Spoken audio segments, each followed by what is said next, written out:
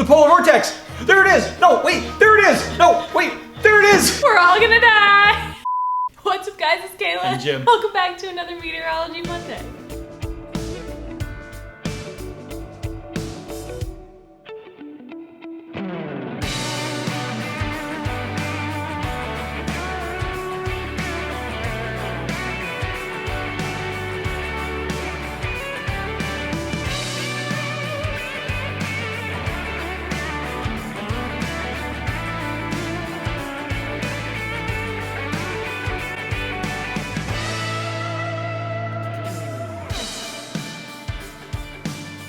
So by that lovely introduction, what are we talking about today? If you haven't guessed it by now, we are going to talk about the polar vortex. We are. Editing Kayla, if you can add like a big reverb to my voice at that point, that'd be great. Okay. Polar vortex. Okay, so the polar vortex has been getting a lot of attention over the last couple of years. This winter season in the northern hemisphere, again, we've heard more about the polar vortex. So today's video is going to be on what it is not, and should we fear for our lives.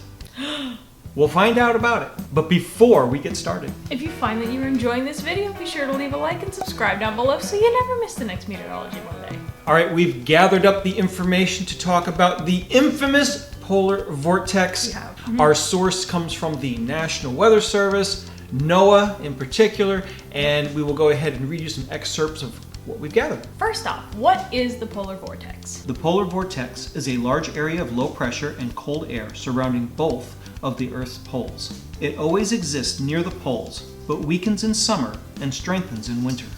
What's a vortex? The term vortex refers to the counterclockwise flow of air that helps keep the colder air near the poles. What is the behavior of a polar vortex? Many times during the winter in the northern hemisphere, the polar vortex will expand, sending cold air southward with the jet stream. This occurs fairly regularly during the wintertime and is often associated with large outbreaks of Arctic air in the United States.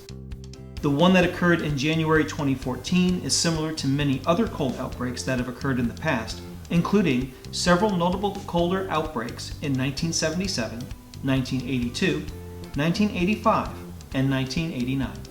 Another year that's not on that list, but I would like to make an inclusion of, is 2026, because oh my gosh, it's been cold! It has been. It's freezing!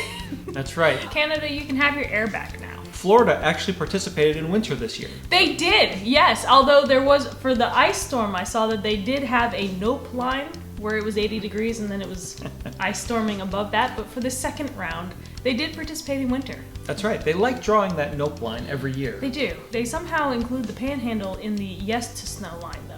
But the rest of it is below the nope line. And actually, the cold started back in December, so Yeah. in late 2025, and even partially in November, toward the very end of November, kind of started shifting that way. And usually we see those cycles like every 3 months, you'll have a pattern lock in here in the United States. And this just happened to be syncing up with the polar vortex, and we did. had very cold air, coldest air in a number of years. A lot of people have noted. So yeah, I'm sure that the winter of 2025, 2026 will go down as one of those years that was just mentioned. So let's talk about what the polar vortex is not. Polar vortexes are not something new. The term polar vortex has only recently been popularized, bringing attention to a weather feature that has always been present.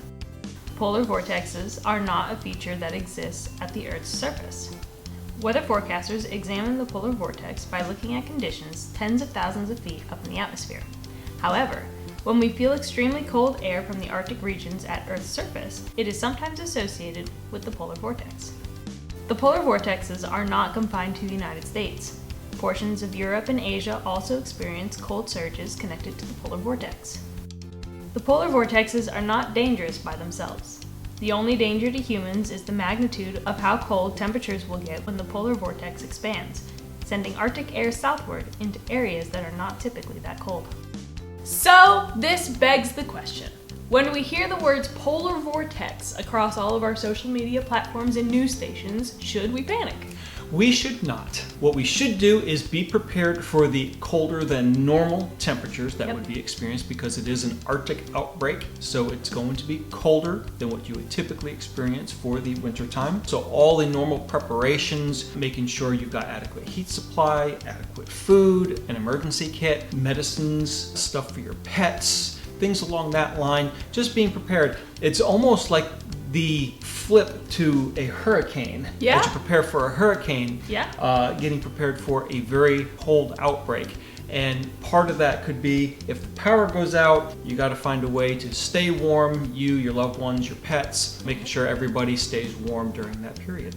Yeah, because during this time, since there's so much Arctic air in place already, usually any precipitation that swings by the area during this time will fall as frozen precipitation, as we saw in our ice storm and snowstorm. If you haven't checked it out, we vlogged both of those. They'll be linked up in that corner if you want to check it out after you're done watching this video. But yeah, North Carolina normally doesn't get a ton of snow, but because we had that polar vortex assisted cold air in place, any precipitation that came by in those 2 weeks fell as snow and ice. And public service announcement, do not forget to drip the water in your pipes, otherwise they might freeze, as many across the southeast realized this past month.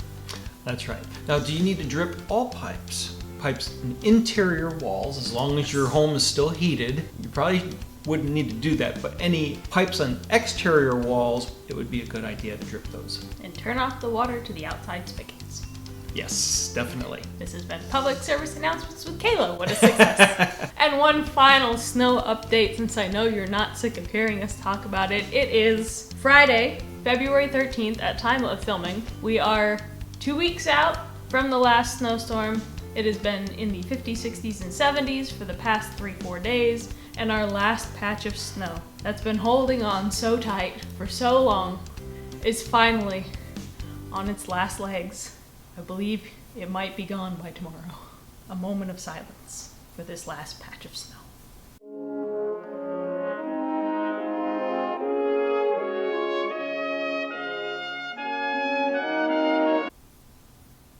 All right, moving on to spring. On to spring! Bring us stormy weather! Yeah, coming up to spring, we have storm chasing season. Storm That's going to chasing start season. kicking in soon. Severe Weather That's right. Awareness Week will be kicking in for the state of Florida here pretty soon. So yeah, that's going to be moving an right interesting along. time. We're transitioning, and we'll Moving see right if that polar vortex retreats and what happens in the springtime here in the United States. Yes, side note, did you see the models for the 22nd? I did not. Okay. I know I will be out of town. Well, maybe. Polar Vortex might be making another appearance. The GFS. Vortex, that polar vortex.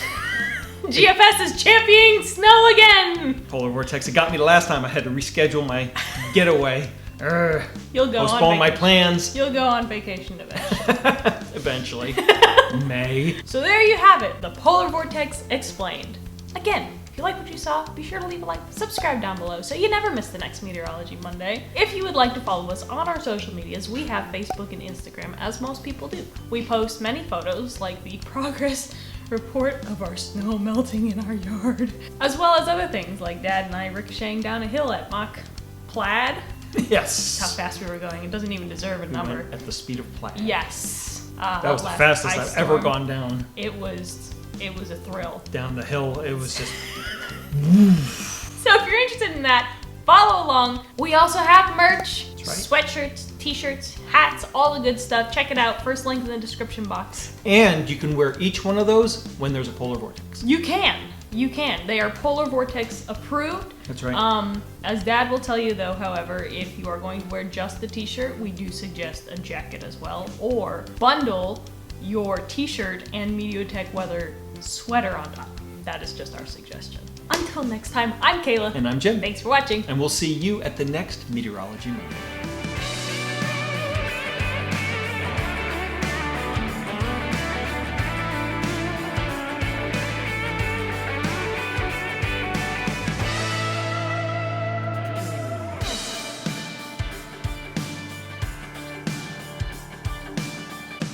What else do we have to plug?